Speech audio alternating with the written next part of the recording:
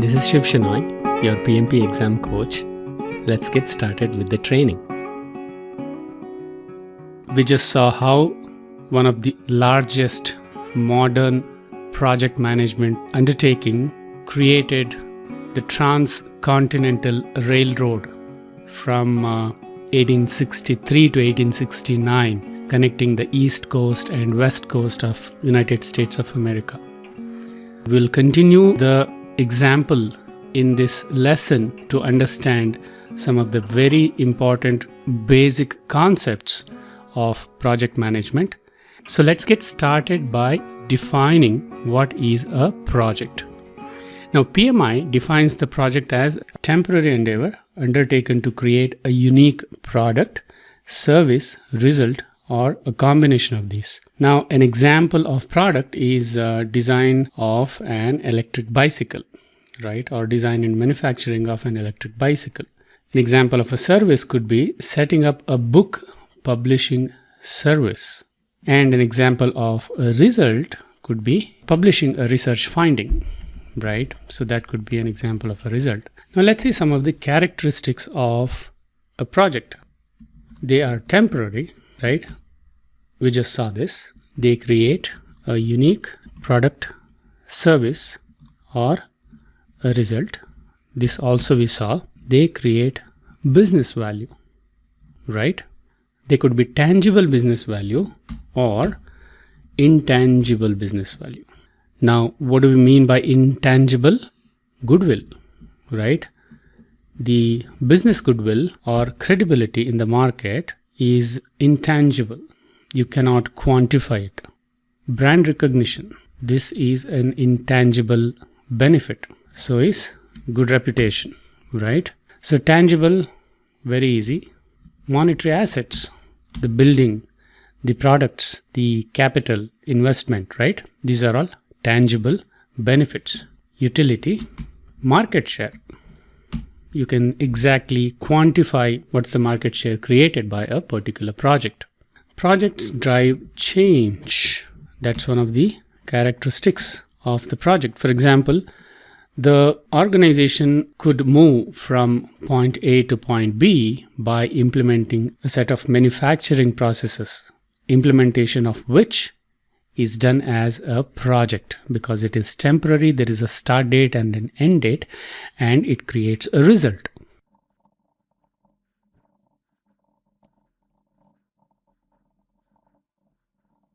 Now, what about the Transcontinental Railroad project? Temporary. Let's look at each of the characteristics. Unique product, service, or result. Business value. What other characteristics did we see? Driving a change. Let's see, was it temporary? Yes, it began on Jan 8th, 1863 and ended on May 10th, 1869, right? Unique product, service, or result. It created the railroad, right?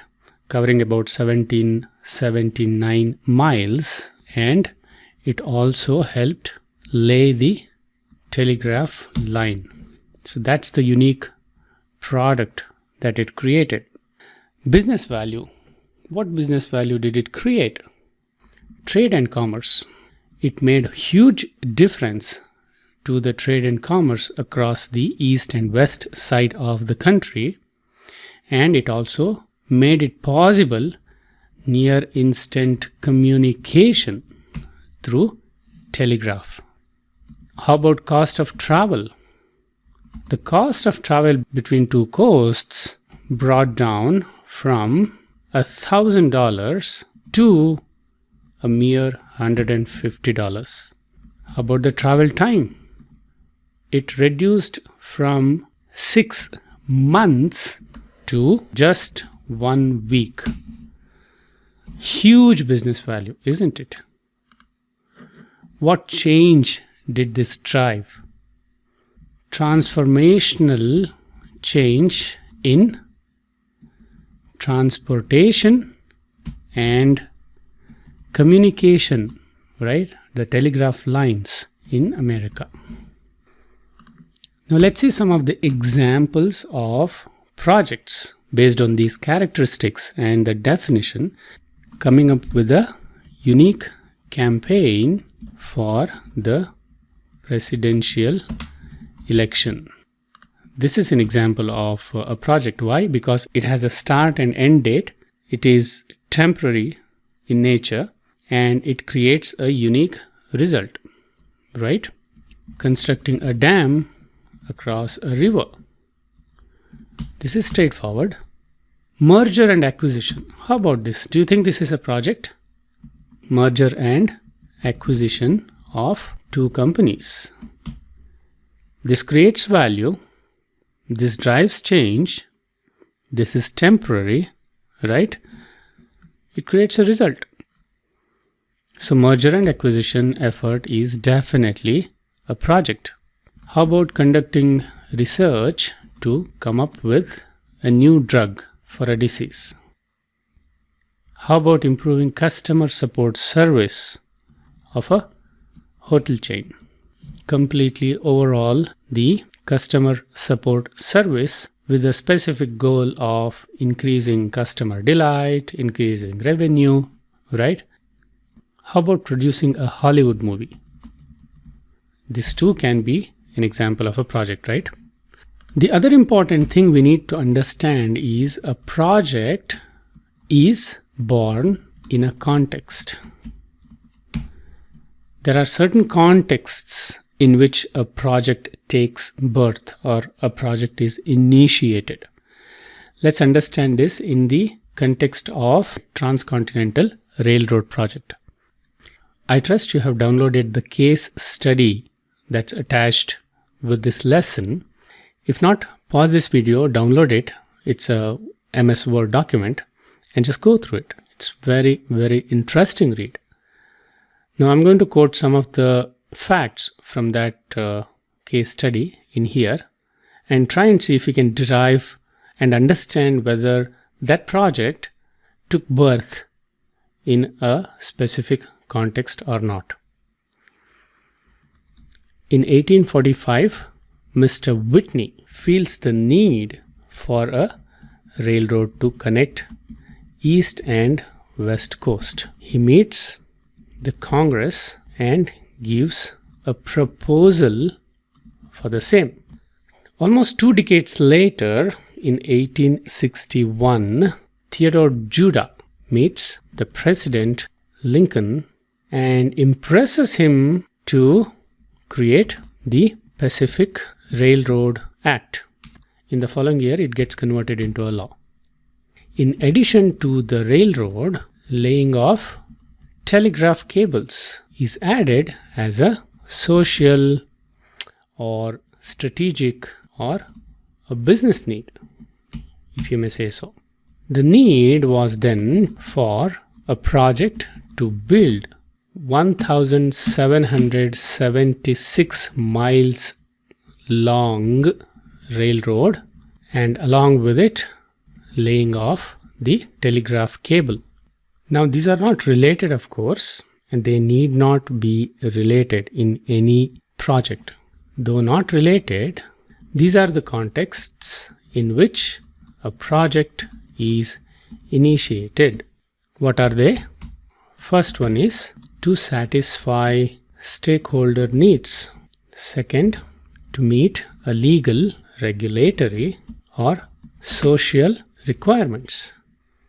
What's the third one? To implement a business or technological strategy or a strategic initiative, right? And the fourth one is to create a product, process, or service. So these are the 4 contexts in which a project can take birth. So if you see Mr. Whitney feeling the need, he is the stakeholder, right? He felt the need of a railroad. So that's the context of satisfying stakeholder needs. Now Mr. Judah met the president and impressed upon him to create an act and then pass it as a law. So now the project became a legal requirement to satisfy. Then along with that, the telegraph cables were laid. So that became a business or technological strategic move, right? What they built was 1776 miles long railroad along with the telegraph line. So they created a product and as an extension service, the transportation service and communication service, right? So these are examples of contexts in which a project can be initiated. I'll make this mind map available in this lesson so that you can refer to for your study as well as revision. And trust me, these mind maps are going to be beautiful and effective, and they're going to save you tons of time in study and revision. So that's essentially we saw about the project, right? The definition, characteristics, examples, and how a project is born in context. We saw some of the context in which a project can be initiated. Let's take a step back and see what are the triggers for a project. There are many situations or events or environmental factors that can trigger a project to meet a market demand, to address an environmental concern, to satisfy a customer request, to implement legal requirement, to leverage a strategic opportunity, to meet a social need, to benefit from a new technology. Let's look at an example for each of these just to understand a little bit deeper. Due to demand for non-leather products, a bag manufacturing company began an research and development project for coming up with alternatives such as vegetable starch. Due to water shortage, local government did what? Formulates a special department to build public rain water harvesting units across the city or state, right? This could be an example of addressing environmental concern. How about to satisfy customer request? A homeowner society in a gated community decides to build a sports facility for the residents. So they call for proposals, and the company that wins the proposal or wins the bid basically builds this as a project to implement a legal requirement. Latest law mandates that all gated communities must have a sewage treatment plant on campus. So this could be an example of meeting a legal requirement. How about leveraging a strategic opportunity? Due to raising oil prices, the automobile company decides to invest in research and development of electric vehicles. How about meeting a social need? To increase the literacy level in Tier 2 cities, the central government does what? Comes up with a massive project to set up schools across the country. Benefit from a new technology. Nanotech, if you see as an example, researchers are developing customized nanoparticles the size of molecules that can deliver drugs directly to the diseased cells in the body. Right? This can be a huge boost in the healthcare sector. Let's see what was the reason for TCR, Transcontinental Railroad Project. Strategic opportunity? Could it be legal requirement? Could it be a social need? True, right? We saw this. Mr. Whitney presented the Congress with a resolution in 1845 that there is an opportunity to link the east and west side using the railroad, because the rail was one of the major transportation mechanism of the time. Later, in 1861 or 62, President Lincoln enacted a law. Was there a social need?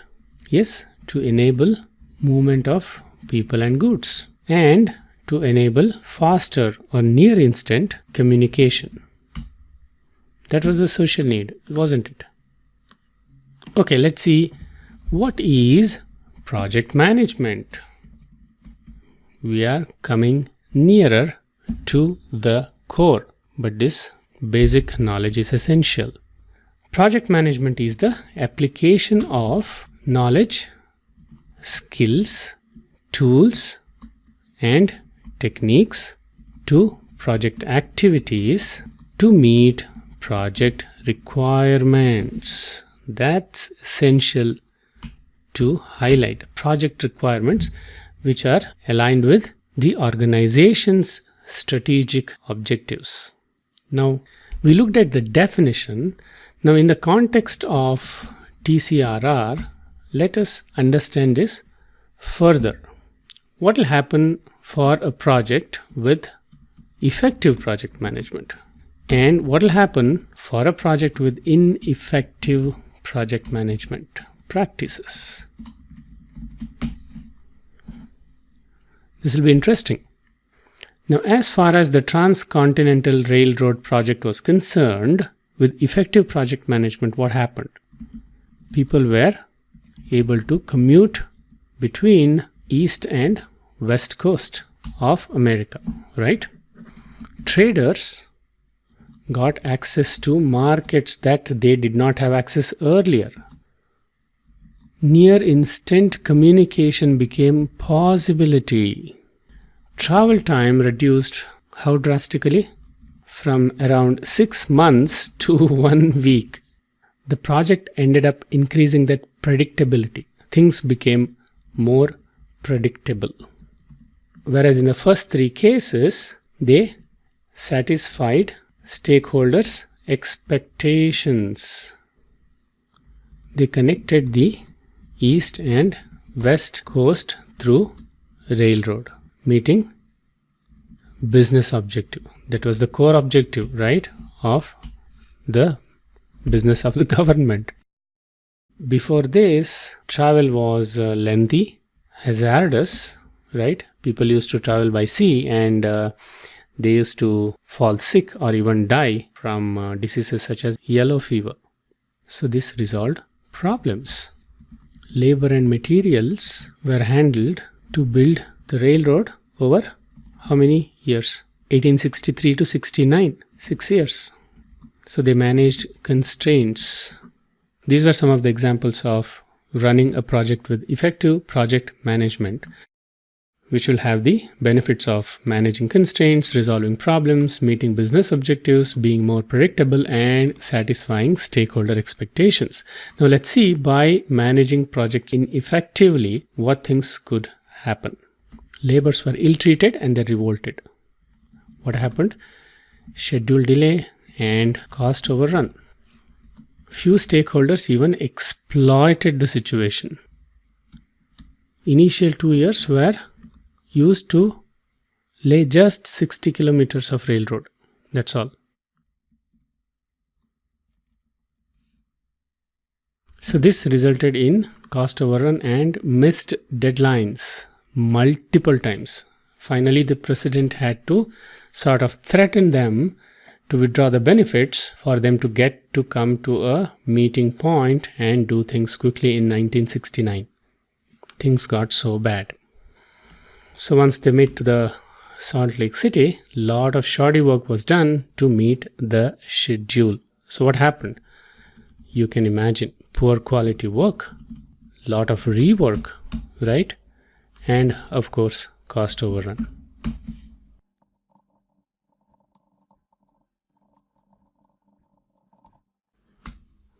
That happened. So missed deadline and uncontrolled work expansion. Not really good, right? When both the companies tried to delay in order to just earn more, the president of the nation had to come in and threaten them to pull off the funding to get them to move faster and complete the work.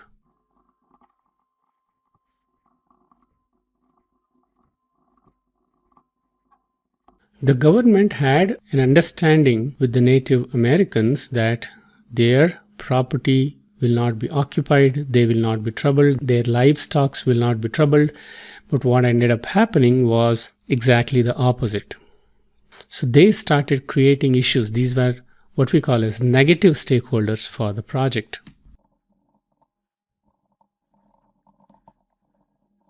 So if the project is not run very well, we can expect schedule delay, cost overrun, right? Missed deadlines, poor quality work, rework, uncontrolled work expansion, and unsatisfied stakeholders. And that is why we have to have best project management practices and processes in place to manage projects. Isn't the mind map coming along nice?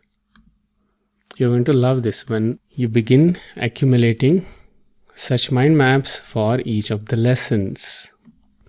Now we will see 4 types or 4 levels of management in the organization and the relationship between them. Let's call it 3P and O. What are these? We will look at the definition and then we will study in detail. Project, program, portfolio, and operations. Project we have just seen, right? It's a temporary endeavor undertaken to create a unique product, service, or result, or a combination of these 3, right? PSR. So what is a program? Let's see. A program is defined as a group of related products, subsidiary programs, right? And program activities managed in a coordinated manner. That is, they are managed together, right, to obtain benefits that are not available by managing them individually. So why do we have a program? If you look at this definition, it becomes very clear why do we have a program. It is to leverage the synergy. Just like working in a team helps us create more out of the sum of individual output of team members, managing projects together under a program helps us leverage various components of the project such as labor and material and risks, right, in such a way that the benefits are much more than managing those projects individually.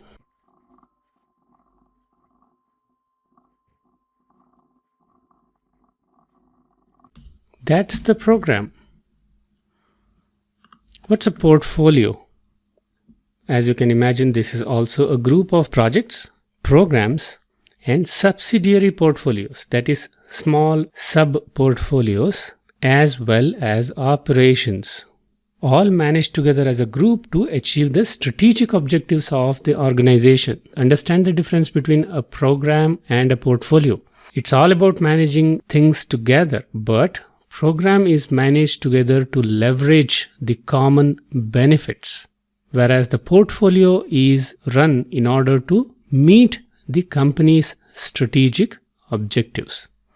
If you can remember this much, you'll be able to answer a lot of questions on the exam.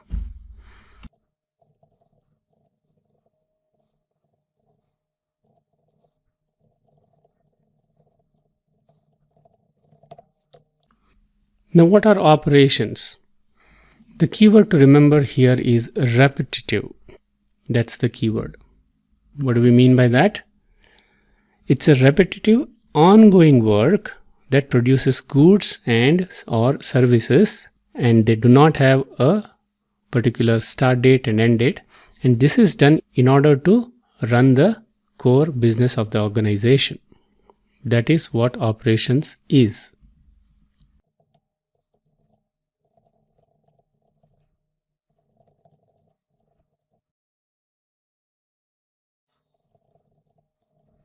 So if you have to look at a few examples to understand operations, the chain of hospitals would have one food processing facility that manages all of the food requirements of these chain of hospitals, right?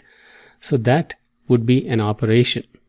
The other example could be network management team, or department of a IT company, information technology company, or payroll management of a big organization, right? So these are some of the examples of operations. Now that we have seen the definition, let us see the relationship between these, how in an organization these elements relate to each other. So the organization has organizational strategy, right? This drives, can you tell me what does this drive? Portfolio. Yeah, that's the keyword. When it comes to portfolio, the keyword is organizational strategy. When it comes to program, the keyword is synergy. When it comes to operations, the keyword is repetitive or ongoing, right? Just remember these and it will help you in the exam. Now, portfolio contains, in the definition we saw, it can contain projects, it can contain programs, it can contain sub-portfolios, and it can even contain operations. It makes logical sense, right? Because a portfolio is driving organizational strategy. So it has to encompass all these elements. Now the program can contain, again from the definition we saw, sub-programs and projects, right? And sub-portfolios may contain projects and programs. What are the common elements between these? They share stakeholders. Of course, right? They share stakeholders. You can have same set of stakeholders who are impacting these programs and projects and sub-portfolios and sub-programs and operations, right? They can even share physical resources, financial resources, and team resources, or people basically. Whenever you hear the word team resource, as per PMI's definition, think of people. People are no more mentioned as human resources, they are referred to as team resources. That's another exam tip you have to keep in mind. Let's see this 3PO relationship in a pictorial fashion so we understand it better. So here we have organizational strategy, which is the driver for all of these. In order to implement an organizational strategy, you can create a portfolio. This outer oval, blue color oval, is a portfolio that can have multiple projects. They can have sub-portfolios, they can have operations, they can have programs. All these put together helps the organization meet its strategic goals. And a program can contain other projects and sub-programs. So this is one way of understanding how these elements are related to each other in an organization. So let me pull this in here so that you can refer to it whenever you need it. Now when we say organizational strategy, let's look at an example. Otherwise it's a bit of vague statement, right? Organizational strategy. Let's look at some examples. Grow shareholder value. That could be a defined organizational strategy. Now of course this can be done by adding more factories or creating more products or creating more services. So for doing these together, which will help to grow the shareholder value, we may come up with a portfolio. And that portfolio may have a sub-portfolio of creating products, a sub-portfolio of creating services, right? This portfolio could also have an operation that helps manage these sub-portfolios. And a product-specific sub-portfolio may have multiple projects, one for each product. And the sub-portfolio of services may have a project to create each service. Now you see how it all comes together to achieve the organization's strategic objectives, right? Let's look at some other examples of strategic objectives. increase revenue by 30% year on year. It can be very specific. Ensure favorable bond ratings depending on the industry, of course. Ensure financial sustainability. Diversify and grow revenue streams. Increase market share. Optimize physical facilities such as location, capacity, etc. And again, if we have to see in the context of transcontinental railroad system, the whole thing could be managed as a single project. That's possible, right? Or it could be managed as a program containing what? Railroad project and telegraph line project, right? A program containing two projects. And a supporting operation could be food preparation to thousands of workers that work day in and day out. And if it had to be run as a portfolio, it could be a combination of above program and operation, isn't it? As an example, if you have to see it. Now, here is a pop quiz. What would you call a project with over $1 billion budget and something that impacts over 1 million people and that can span multiple years? What would you call such a project? Would you call that as a program? Would you call that as a portfolio?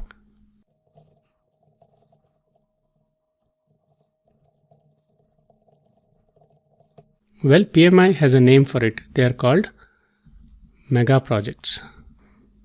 Some example could be building a Airbus A380 or conducting Olympic Games, Japan's maglev high-speed rail. Let's take a quick break now and continue with the rest of the project management concepts. Come back soon.